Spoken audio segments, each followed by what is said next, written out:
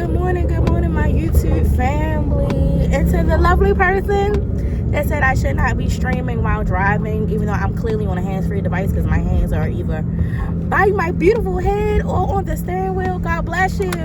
I am totally safe. And I'm looking at the road. And I'm literally going 20 miles an hour, babes. It's totally fine. And when I tell you I have a perfect driving record, I mean that. I have a perfect driving record, have never been in an accident. I value my life and the life of others. And animals. I will swerve to avoid hitting, what we have here? We have foxes, raccoons, we have squirrels, dogs, cats, the typical things that might dirt out in the street. I'm going to avoid at all costs. So you do not have to worry about that, lovely. So God bless you, because you were really about to ruffle my nerves in the comments, but I'm not going to allow you to anymore. This is the last Monday of 2025, y'all. And y'all have been with me on my Esther year journey. So this is clearly going to be another Esther year episode, if I'm talking about it. So if you don't know who Esther is, Esther ends up being a queen. She marries the king. Her uncle is a Jew named Mordecai. The uncle raised her, told her to hide her heritage, and she was one of the many that was able to go in the palace and get primed and prepped to become the wife of a king. Now, one of the king's henchmen, who was racist and biased and all the things towards Jews and did not like Mordecai, tried to set him up to be killed under the king's nose. And because Esther was already in the palace,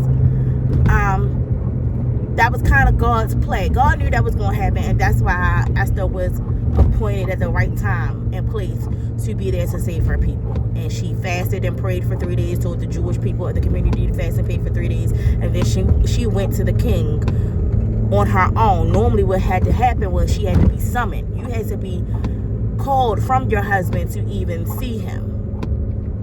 So they were basically essentially in the palace together, but in separate parts, separate domains, I'm guessing, of the palace, right? So you only saw him when he wanted to be saw. You only speak to him when he wants to be spoken to. And she went against that rule to save her people.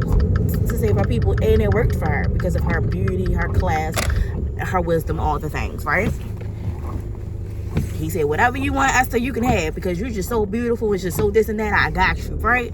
All right, I was thinking about that this morning on the car ride to my job. And not thinking about, yes, we talk about, yes, the beauty, the pampering, the purification. We've talked about that. I feel like I've talked about that in previous Esther episodes. But I'm now thinking about what my Esther year journey has been, and it's been a bunch of revelation. And what I have learned based upon, my last few relationships, essentially, and I don't know if this because I have a bad picker where I just picked the wrong type of partner or person to be in a relationship with, or this is just fitting for me. But essentially, I do better and I thrive well when I'm single. I thrive well and make more money and do all the things when I am not in cohabitation with somebody else. When I live on my own, when it's just me and my beautiful kids and under one roof alone, versus having a man in the house with me, or even maybe having a full-time relationship. And when I say full-time, meaning what if we don't live together but we always up under each other, always see each other? I thrive better at being able to have breaks. That's basically the point that I'm trying to get to. Even in my parenthood, even in my mothering, I tell my friends and stuff all the time, like, you cannot pour from an empty cup. So breaks are needed. Like, how am I going to be my best self and give my best self to my kids? Because just like the notion, happy wife, happy life. Okay, if mom is happy, the whole house is happy. When mom dukes is good, and think about that with your own mother. If your mother was sad, depressed, stressed, angry all the time, wouldn't that shift the room? Shift the energy of the house? Or that will kind of determine whether or not how free and easy it seemed for things to get done, or maybe her playtime, her pretend time, tea time, whatever she does with her kids is different, right?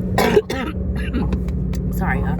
So that's what I'm essentially thinking about. I am my best self when I get my breaks. If I'm going hard 24/7 for 365 and no break in between, eventually I'm running on E. So my best is not truly my best anymore. And in the main in between time, I'm getting probably frazzled and breaking at the seams. It's like wearing the same pair of jeans every day. All that wear and tear, that tug. Wearing the same, you only got one pair of tennis shoes. You wearing those same tennis shoes every single day in every single climate, weather, condition, every single day. Eventually, it's going to be holes. So with that being said, I'm realizing how Esther and the king had it to where she could only go to the king, was supposed to only, by cultural deficit, could only go to the king when summoned. I like that kind of marriage for me, or that kind of relationship for me. Like, because we don't gotta be up on each other every day to tell each other we love each other, or to showcase we love each other, or to solidify a title. The older I get, the more I don't adhere to that. I had a Miss Brenda, if you ever come across this, love you to death. Miss Brenda, and I cannot remember, I want to say his name was Aaron. But anyway, when I was growing up in the See Me church as a child, it was this one couple who never married and they never lived together. But everybody knew they were together. They were, to this day, still boyfriend and girlfriend. So if I'm in my 30s, they've been together for 30, 40 years. Never cohabitated and never legally tied the knot. I'm not even getting to the tie the knot part, because my thing is, if they was to choose to legally get married and still live separate, I would be all for it. Like Cheryl Lee Ralph and Humming. They married and been married for years, but they don't live in the same house. They don't even live in the same state, if I'm not mistaken, if I got that story correct. I like that for me. I like what Esther had going on. Like, she was able to have all the privilege of being married. She had the title and the esteem, and she had the love and care and respect of her husband. But they weren't up in each other's face all the time, and probably large in part to whatever the culture was to the palace. But it also too because his job was very probably esteemed and demanding, so he probably had to attend to 50,000 things versus being up under a woman all the time. But I feel the same way about myself. Like, I may not be a king, but I'm the king of my world, my center, right?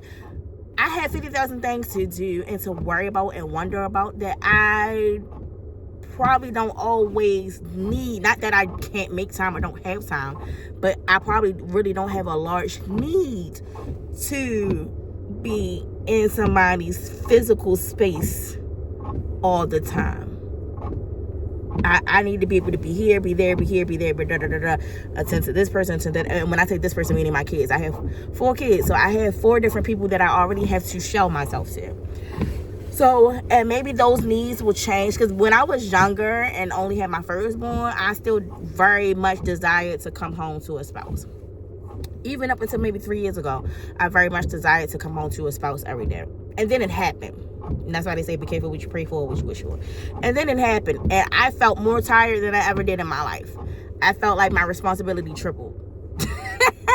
And it's not like it was a bad thing, but that's just what it was. So, and now I'm to the point where I don't want all that. I like having, and I realized that I need breaks. It's not that I like breaks. I actually need it to replenish and regulate my nervous system, and to do all the things that I like that absolutely has nothing to do with my kids or a man or my sisters or my brothers or my mama or my daddy. Things that just 110% selfish and revolve around Ashley. Those are the things that I need, right? I need to rest, like I said, regulate my nervous system again.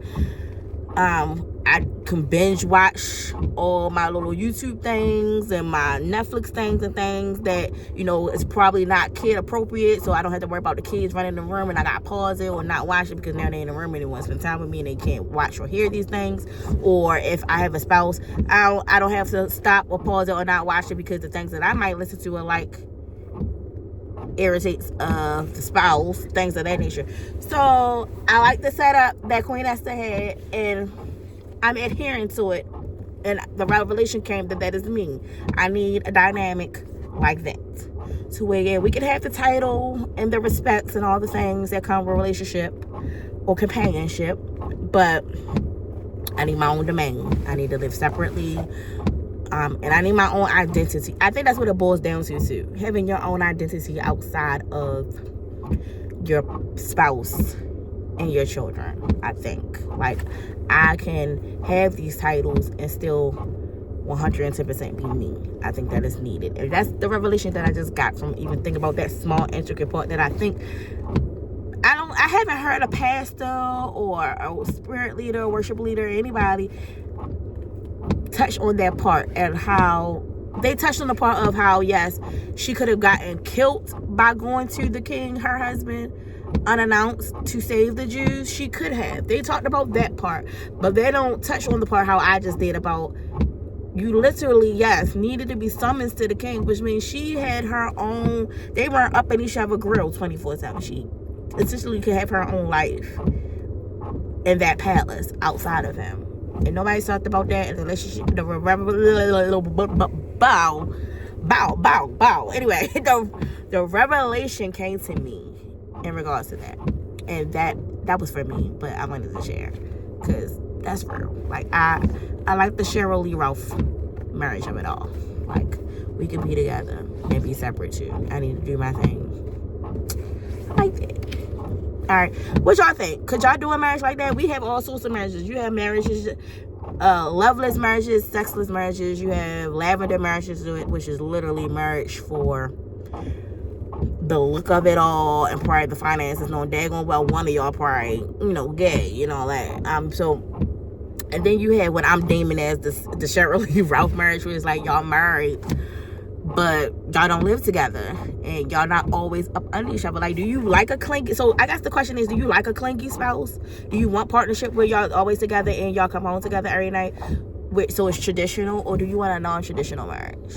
Still a godly one. I feel like you can have God in your marriage and not be traditional, as long as you're not going against things that God finds an abomination. I feel like you can still, but let me know in the comments below.